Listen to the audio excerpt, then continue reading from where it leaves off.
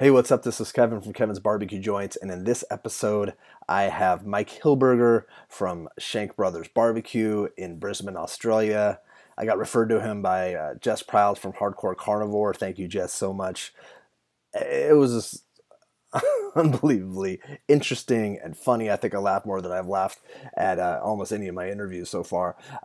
But he has a wealth of knowledge, and he and the Shank Brothers team, they won Aussie BBQ Heroes, which was a barbecue reality show. They won that in Australia, and that sort of propelled him further into fame. But he was making his way early on in the barbecue circuit in Australia, and we talk about how the meats are different and how things have changed, about the cooking styles, and he also has a new show that's coming out on Travel Channel called Planet Barbecue, which you have to check out. I think it's going to be Pigeonhole with Andrew Zimmons. Show. I think it might be right after. But check that out for sure. I'll put a link to that, and just enjoy this. Let me know what you think in the comments below. Please subscribe. It helps me out. Just getting more subscribers gets the word out about these interviews. And enjoy this. How are you doing, Mike? Yeah, I'm doing great. How are you, buddy? I am fantastic. So what time is it there? So it's about 3 o'clock in the afternoon. And that's on Friday, and so it's 10 p.m. here in Los Angeles. So it's the day before. Yeah, or Friday, as we like to call it. You call it Friday? How is Friday? I haven't been there yet, so how is it? It started for me at a little meeting at a local craft beer bar at 10 o'clock in the morning. So that's not bad. Good start to the day. Yeah, absolutely. It's a great start to the so I want to hear about your history and how you've gotten to where you are right now. But what was your day like today? What's a usual day for you, or is there a usual day for you?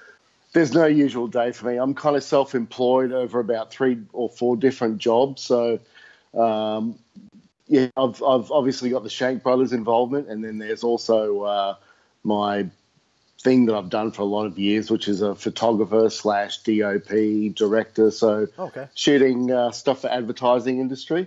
Oh, wow. And I also make dill pickles under the Picklehead banner. I was going to ask about Picklehead. I had heard about it, but I wanted to. Pickling is incredible. I'm fascinated by it. That's awesome. Yeah, so that's a real love of mine. That goes back to my Czech heritage. Okay. Back in the day, so I really I love doing that.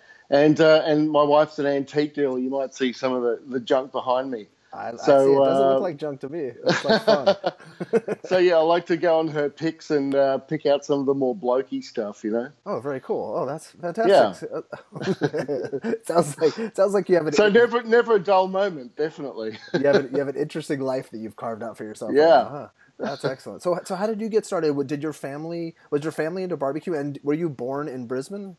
Yeah, so I was born in Brisbane. My folks came out in '68 from the Czech Republic. Okay. When they got invaded by Russia. Okay, it was during that time. Okay. So it was that time. So they got out, did the whole refugee camps for months, and then they finally got the choice to come to Australia, and really thankful they did. I came along a few years later. Okay. But yeah, they always had a big kind of wood-fired culture, and as long as I can remember, they were always cooking over wood. And so that paired with the fact that I got a pickle as a teething toy as a child, set me on this path for sure. And I always think the fact that I've had burger in my last name, well, that doesn't help either. You were predestined for all of this. Absolutely. Even if you tried to go off this track, you probably would be right back where you are. It pulls you back in, definitely. It does. It's definitely the Godfather. So then when did you get a love for barbecuing on your own? I know that you had won Aussie BBQ Heroes. Aussie BBQ Heroes, yes. So when was prior to that? Were you cooking with friends, or did you have your team already set? Well, not at all, and it all kind of really stemmed around my very close friend Ralphie Barnett, and a pig's head. Oh, and that's how it all started. Okay, we can leave that ambiguous, or I would love to know more. Yeah, let's just no. So yeah, one day he's invited me over, and he knew, I'm a bloke. I love meat, and we'd spend meetings. We'd sort of work together, and we'd spend meetings chatting about stuff and barbecue. And he's like, "You got to come over and check out. I've got this thing called the Big Steel Keg." And being a fan of beer, anything that mentions keg is, you got my attention. And so I rock over one day and he cracks the lid on this thing, and it was like a theatrical moment. All this smoke came out and there was this pig's head sitting. And, I'd grown up on offal and lamb brains and eating tongues and all sorts of things, very broad palate. So to me, I was just like, that looks freaking amazing. Let's dig in. It had this incredible, the red colour from the smoke. And so we tore it apart and got to talking. And right about that time, the barbecuing competition scene in Australia was taking off. And we'd seen a couple of videos trying to get people involved in a competition down at Port Macquarie. We thought, let's give this a crack. Let's have a go at it. And we started off just with real basic kind of setup and everything, and like everyone else, we were in there right at the beginning, and it's just grown, and it's been just such a wonderful journey to see where it's grown and where we've come and where all the people that came up with us through the ranks have come, and it's been a real renaissance of barbecue, because barbecue in Australia was predominantly just no real smoke flavour or anything, just heat, usually gas. And just burning things to within an inch of their lives. And now there's a real appreciation for, the stuff that we do, the low and slow and hot and fast and just done well, reverse sear, all that stuff. It's a renaissance. It really is. At the beginning, when you first were doing the competitions, were they similar to U.S. competitions, or was it something like it was loosely based and you kind of had your own meat set? Could you cook on any kind of grill or offset? Like were there specifics? Yeah, look, definitely we had our own governing body, the Australasian Barbecue Alliance. Yeah, I've talked to Jess Prowse about that. Okay. Yeah, exactly. So very much like laid down the law, and they were good laws. I mean, it was all solid fuel, no gas, right? None of that stuff. So had to be charcoal or wood fired, and the parameters were very tight. And I think it's great that they set that down from the get-go, because it's built a really good foundation for the competition scene now. How did you do in that first competition, and how was that? Terribly. We didn't do well at all. We didn't go in with expectations. It was, and for a long time, the barbecue event stuff was just fun. And then probably in the last 2 years, we got pretty serious about it, and we started seeing really great results as well. We also have a real kind of, it's not all about standing on the podium. We really believe there's a big mentorship thing to go on. That's great. Teaching people to get excited about it, get into it, It's not about the big novelty checks and everything. It's when we see someone who tries that barbecue flavour for the first time, and you can just see it blows their mind, like that, to us is like the biggest reward ever. That's fantastic. That epiphany too. Like I remember the epiphany for me when I had real barbecue coming from Los Angeles. We did a lot of the grilling. We did a lot of the burning, and the Santa Maria stuff, right? Yeah. You guys have got it there. Good history. Yeah, we have a good history, but it's different than maybe you'd say Central Texas or even in North Carolina with the whole hog. Like it's complete. It's a different beast, so to speak. Yeah. So when I had barbecue for the first time, it was fascinating, and then I think also too, like you guys are ambassadors essentially for barbecue for Australia and for the whole region, right? Well, we're really honoured to.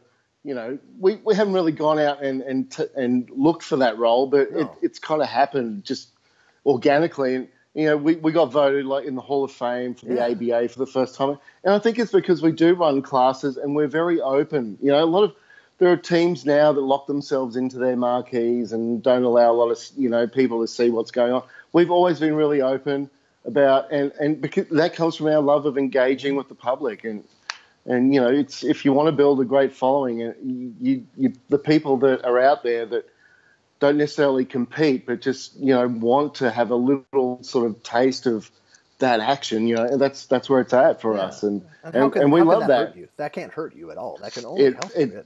It can only help, and we found that it only helps. I mean, we've got a very fierce following of for sure. Shankies, and everyone's our brother and sister, you know what I mean? Were you the Shank brothers to begin with for that first competition?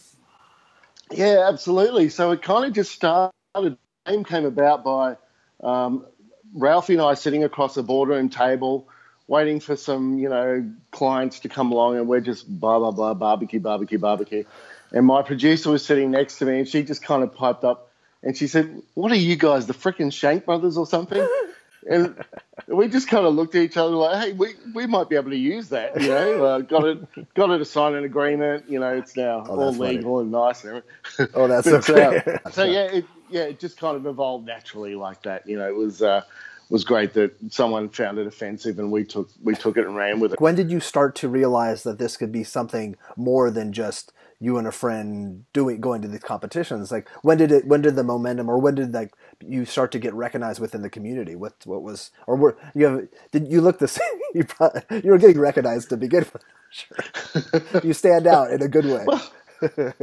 Well, yeah, I mean, because we come from that advertising background, and me being photographer, Ralphie being creative as well, we've always produced what we think is pretty engaging content with people out there.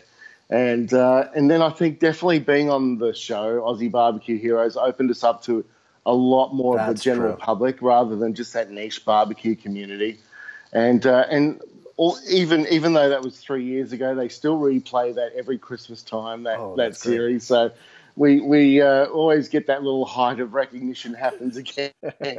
But really exciting news is that Ralphie and I are just working on a whole other project now for TV, and it's with the Travel Channel, where literally within weeks there's going to be a pilot being shown on air, and it's all about barbecue. So we're really stoked about that. Oh, that's so great! Is that going to air here? You heard it here first. Yeah, definitely. Is that going to air here in the United States too? This is an exclusive for you, Kevin. This is going to air in the States. They're looking at it as a companion show for Bizarre Foods with Andrew Zimmern, which is really exciting. I was watching that last night. And there you go. And so hopefully you'll follow on and keep watching us. It's called Planet Barbecue. Okay. And we go around different places looking at traditional barbecue cultures and just tasting and trying and cooking with them. And it's amazing. So are you traveling around the world then doing that? Yeah, absolutely. That's my dream. It is living the dream. Absolutely. It is. That is. And it is so fascinating to see that there is that culture, that barbecue culture, the cooking on live fire. Like it's predominant. It's prevalent everywhere. It's something that it's part of our DNA. Yeah, it absolutely is. You just know the minute that fire stands up, everyone, male or female, are just mesmerized by that. It is deep in us. And I think, that all that protein, that excess protein, help make our brains big and smart. And I think it's because of that. Otherwise, we'd still just be like banana munchers hanging in trees, right? So we're smart because we ate meat. So. Exactly. I don't quite get the whole vegan thing. I don't understand. Each to their own. We actually just last weekend we have a great craft beer festival here in our hometown in Brisbane called Brews Vegas. Okay. Brisbane sometimes called Briz Vegas, so it's Brews Vegas. And the event is the big chili cook-off at a cafe here called Kettle and Tin. Okay. And a little bit controversial, but it was a vegan chili that won it this year. And the guys, it's a bar called Netherworld. They've got all these vintage arcade games and everything, and strong vegan philosophy. And myself, Ralphie, and a very well-known wine writer here, Tony, were the judges, and we had to give it to it. They just knocked it out of the park. It was amazing. If it was great, then what could you do? You can't help it. If it had pulled pork in it, would have been a heap better. But it was good. Some good grounds for loiter. Something. So, I know, but I'm sure it was. If it was to your palate, obviously, I trust that it was amazing. I'm just ducking the tomatoes now as they're coming. What differentiates? I know that you guys are using different woods. What woods? I know that I had heard one time it was a wood that sounded like it was ironwood or something, or like a metal wood, or so ironbark. Ironbark. Okay. Yeah. So that's a native hardwood. Okay. Probably like very similar to your mesquite. Okay. Or hickory, even like that. So, but it's our native one. Very dense, produces great heat and a really great blue smoke as well. But we're big fans of our cherry wood here, but we've also got a lot of really great native things like Banksia cones. Oh, what's that? So there's a plant called the Banksia bush, named after Joseph Banks, who was a early plant biologist. Okay. And this thing looks kind of like a dookie with little openings on it, if you think of it that way. Okay. And but when you throw it on the barbecue and use it for smoke, it always produces beautiful thin blue smoke, and wow. just the scent is of the Australian bush is how I can best Okay. define it. It's just a really unique Australian smell. But we also love using, like I said, the cherry woods, apricot, plum, all that stuff for those more delicate meats. But yeah, definitely ironbark is a real go-to. Otherwise, wine barrel or rum barrel staves, they're oak. Plus, they've got that extra soak of that good flavour in there. They're a real favourite too. So do you guys is there a species of oak in Australia?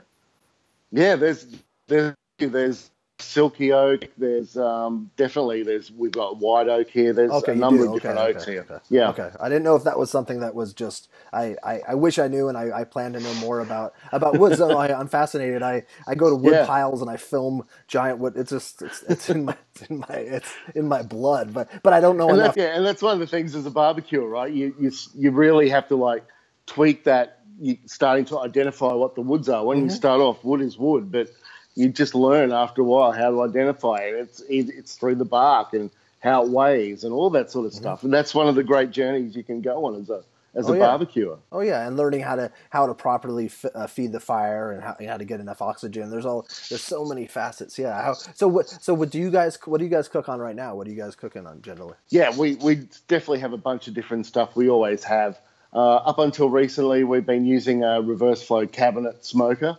Okay. And we've had great success with that, competition-wise and with catering and everything. But it was a bit of a monster, so we've all kind of downsized. And we're thinking for the next competition we do, we're going to do the complete antithesis and probably try and cook every protein on a Weber Go Anywhere, just to show that you don't need a $40,000 twin axle pit to be successful.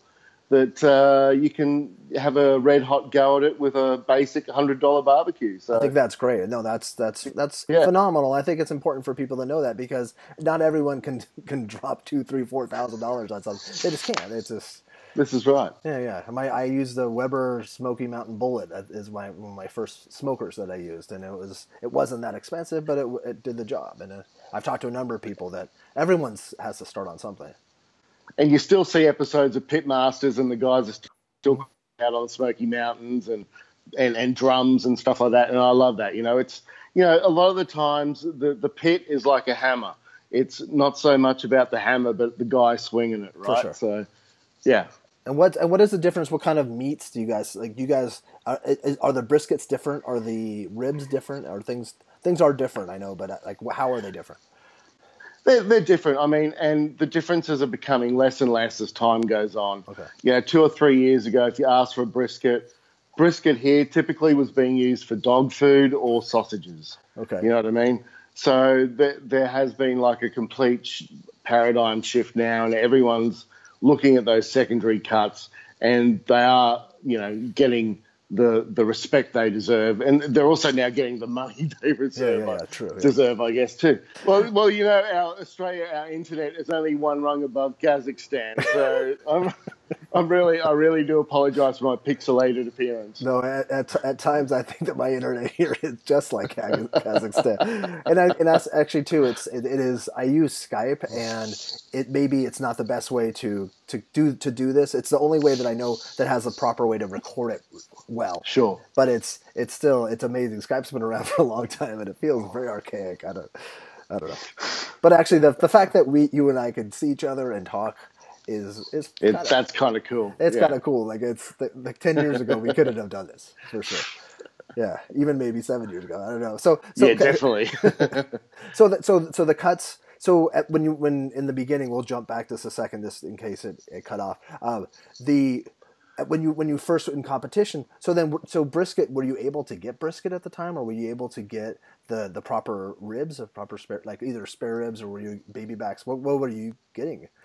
Were butchers? Were you buying from butchers or wholesalers or how? Yeah, so we really only had access to our local butchers at the time, And of course, a lot of that stuff, those cuts weren't known here. So it was a real struggle. We'd try and find pictures on the internet and show them on our phones.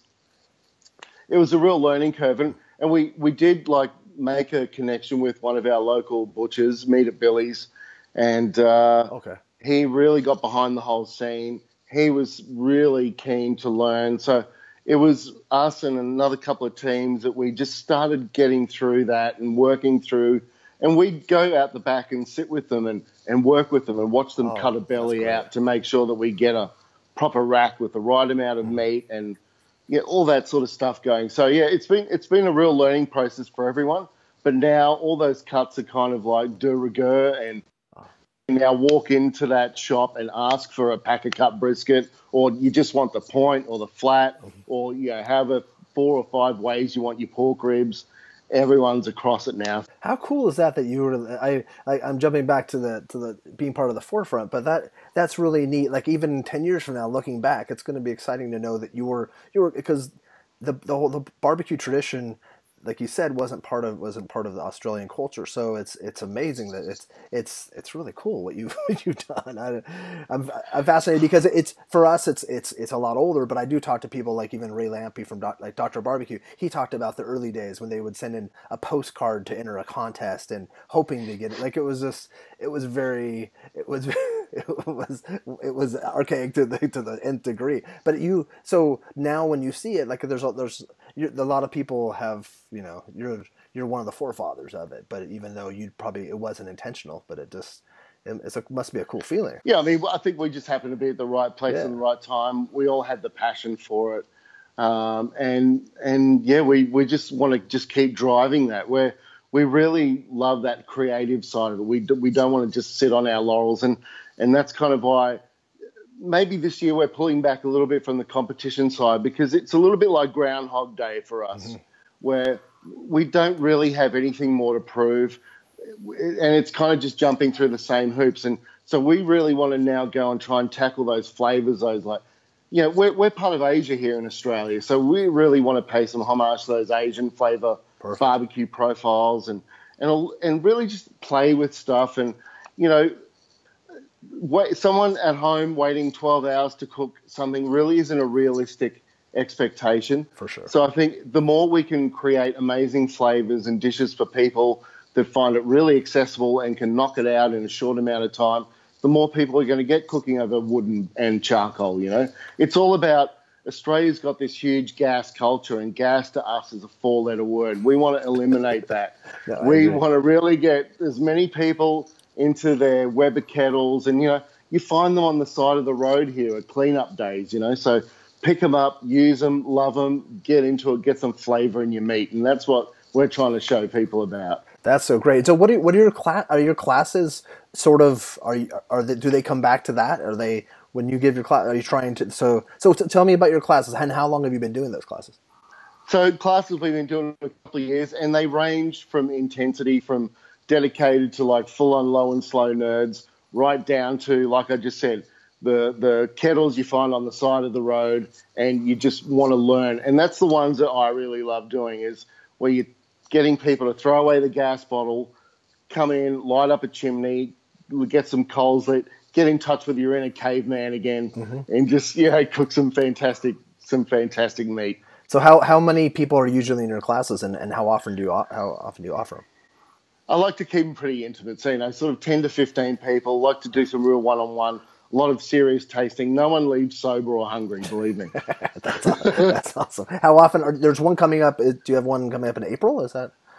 Yeah, so I'm actually heading up to Darwin, which is in the Northern Territory, the very northernmost point of Australia. I've never been, so it's really exciting. So I'm doing a pickle class and a barbecue class up there. And then the following month in May, we're doing a pickle and barbecue class here in our hometown in Brisbane again. So tell me about the pickles. How did that? I know other than you teething with a pickle when you were a child, what was you had it as a what was so? How long have you've had the pickle business, or is it it's a business, right? Are you selling pickle retail? Yeah, I apologize for not knowing, but that's this.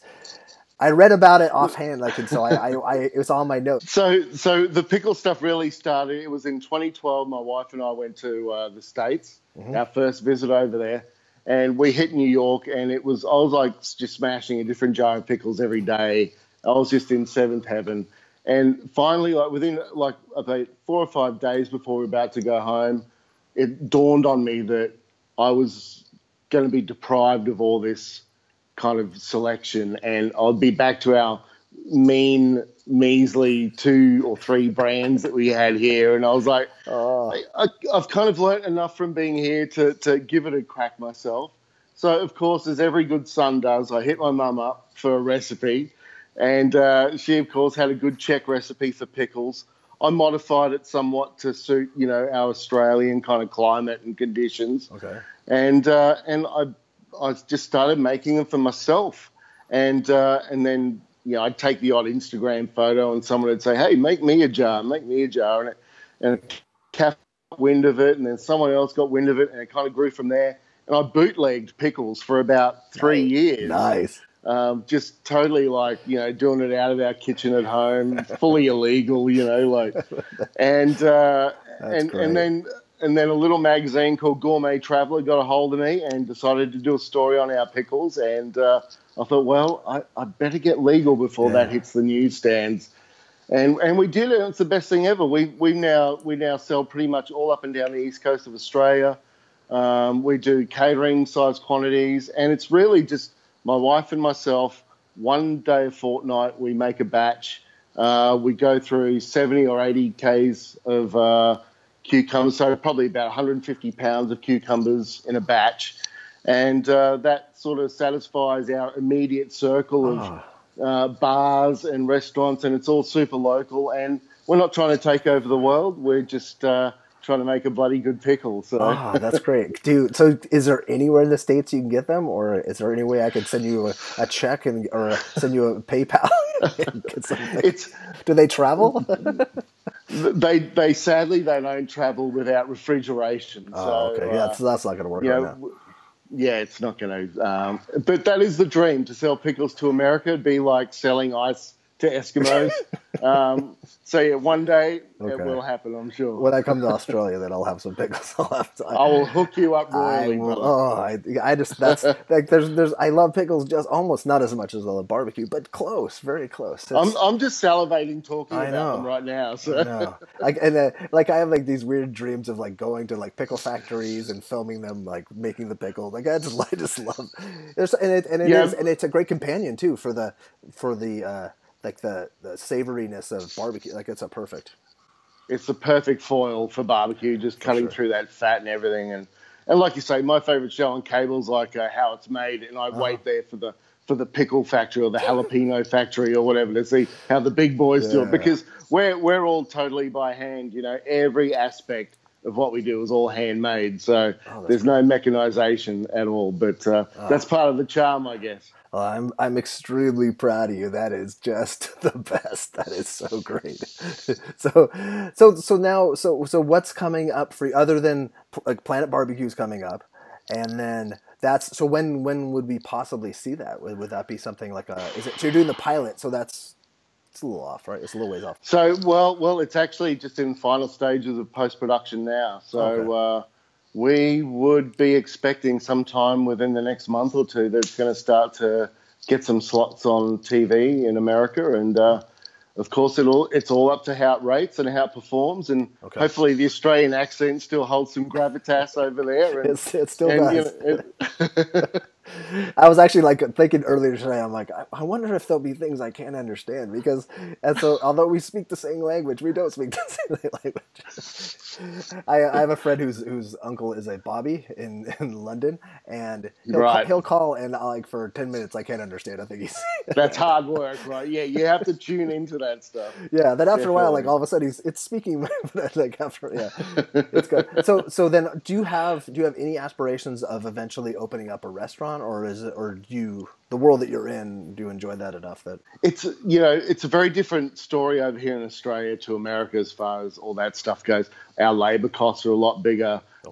Just our bricks and mortar costs are a lot bigger. The town that we're in, which is probably only the third or fifth or fourth biggest city in Australia, our premier retail district the rents are dearer than the Champs-Élysées in Paris. Oh So my Lord. I know where I would rather have a barbecue joint, and it's not here. It would be, serving on baguettes. But Gotcha. but yeah, so there are definite challenges here for that. And but what we're really starting to get into a bit more of a catering mode, doing some weddings, doing parties, things like that. And again, it all comes down to that personal interaction with people, and just being able to really relate. We've got that amazing relationship with our farmers. Like, we're real believers in ethically sourced animals. So the pigs, the sheep, the goats, the beef we get all pretty much come from one guy, Tim, who's a farmer, Etc. Farms. It's total free range. We just did an event a couple of weeks ago with a local brewery. Okay. And we made a beer with them. We grilled off 50 kilos of peaches over coal, and then that went into the beer brew. And we made an IPA, and it was an astounding beer. It was a great beer, clear, crisp, and it had that real peachy hit at the end. And then all the spent grain from that, which was probably 300 or 400 kilos of grain, went and fed 2 pigs, which we then cooked on the launch night for that beer. So that like sort of stuff, full circle. And these pigs they only have one bad day in their life, and they don't even remember that day. So you know what I mean? So if they were the highest welfare animals, the farmer loves them. They basically get patted and just loved, and roam in long paddocks amongst grass and eat worms and roll in mud. And we're real believers that happy animals are tasty animals. I agree. I couldn't agree more. No doubt. Yeah, without a doubt. And that's nice to hear. And I think that more people are starting to kind of lean towards that direction, and it makes me happy that. Yeah, and we were blessed to have the farmer came down to that event. So all the people that paid for this event to eat that meat and everything got to have some FaceTime with him and talk to him, and that's genius. And that was a real buzz. That's huge. That's big. That's really big. Yeah. So what you're doing now, and like it's almost like how we have people do a lot of pop-up events at breweries, or they'll do events like exactly. So you don't really need to open a restaurant, and you have a restaurant essentially. It's just you're popping up places and you're doing catering.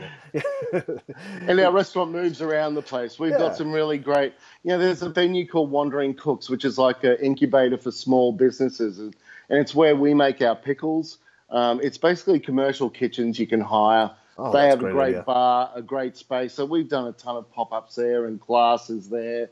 And it's just, there's a really great scene here in town. And I'm putting together these barbecue guides, barbecue city guides, where I'm talking to barbecue experts and people that are knowledgeable about barbecue in certain places. And I'm doing one in London, one in Toronto, and I'm doing across the United States with like Daniel Vaughn and people like that. Amazing. But I wanted to, if someone was coming to Australia for a day, like not a day, I guess most people wouldn't, but it's like they had a day or 2 days. What are there places that you would recommend that they go meat wise and barbecue wise?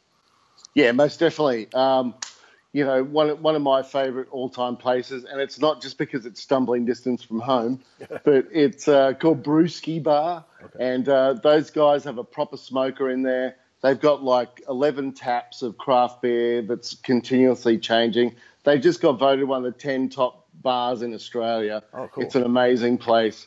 And we've also just had a crab house open in town, St. James Crab House. Oh, wow. So, I'm a huge fan of seafood. So am I.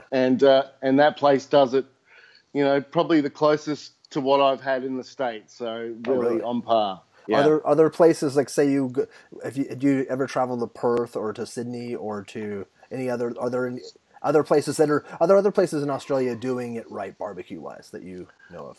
Pretty much every state in Australia now has caught the barbecue fever, and if you don't find a bespoke restaurant, then definitely there'll be a bar or a brewery that has a smoker that's producing that sort of stuff. So you're really sport for choice now. Okay, so that's definitely a good thing.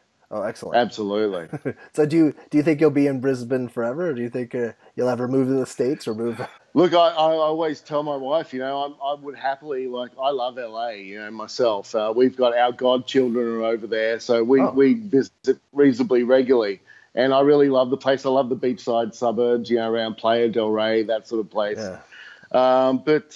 Yeah, I mean, I could definitely see myself hanging out in the States for some time. But, for us, we really like the idea of, in our later years, retiring down to Tasmania. Okay. It's kind of like having a real booming time for wines and whiskies and food and all that stuff at the moment. They have the cleanest air, the cleanest water on the planet. There's some amazing producers down there. So it'd be really exciting to tap into that and get a part of that culture. And is the cost of living high there, or is it pretty low still? It's probably the most accessible it is in Australia. Okay. Yeah, so it's probably because it is a little bit isolated, but all that is kind of a moot point now in the digital era. So yeah, that's true. Yeah, you could do anything anywhere, there was a time where a lot of places in Australia seemed a lot more affordable to people in the United States, but now I've heard that it's there's because of the population, and also a lot of people are coming from other countries to live in Australia, so I think that's probably doesn't help your situation. Well, and if the trade embargoes had affected us, the tariffs, on metals had affected us, then perhaps you would have had a lot cheaper here, but at the moment we're still friends, so it's all good. You still get a reasonable exchange rate. Yeah, so far. Till next week, are you saying? Yeah. Or till a tweet in about 5 hours that could change everything. We do follow with great enthusiasm. Let's put it that way. That's funny. My mom has a couple of friends that she's met through Instagram, through her dog's Instagram, that live in Australia, and they follow with the same enthusiasm that you follow with. So it's fascinating to us. None of us expected any of this. I don't think anyone did, right? Yeah. So it's that's why you have to say focused on the barbecue and focus on the pickles. And I think you're very wise. So what else? Is there anything else that people should know about? I'm going to put links to everything you have, or something that people maybe from the United States might not know. Yeah, I don't know. I feel like I've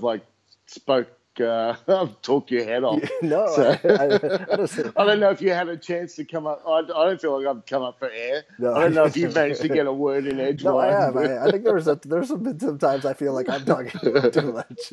But no, I really do appreciate you taking the time, and I'm glad that the third time was a charm for us because absolutely I've wanted to talk to you for a while, and I followed you from afar. So I keep doing what you're doing. Really appreciate it. Yeah, everyone that I mentioned that I was speaking with you, they're super excited to watch this. So that's really humbling. Thank you so much. Excellent. Well, have a great rest of your week. I guess it's almost a weekend for you. So enjoy your weekend. Yeah. Well, yeah, you've seen I haven't been holding back. So no. Shout out to the Weber Kettle Club here in Australia. Okay, cool. I'll put a link to them too, and I'll put a link to the farmers and stuff too, just so that way I want people to know about it. And if people from Australia are watching, they can maybe, if they don't know where you get your meat and everything, they could it might give them some. I'm going to have a companion blog piece with this as well. Great. Amazing. Excellent. Anything you need, if you need some photos or accompanying info, let me know. Cool. I'll shoot you an email. Thank you so much, and we'll Lovely. talk, and I'll look forward to meeting you in person someday. That would be amazing, Kevin. Thank you. Yes, too. Take care, Mike.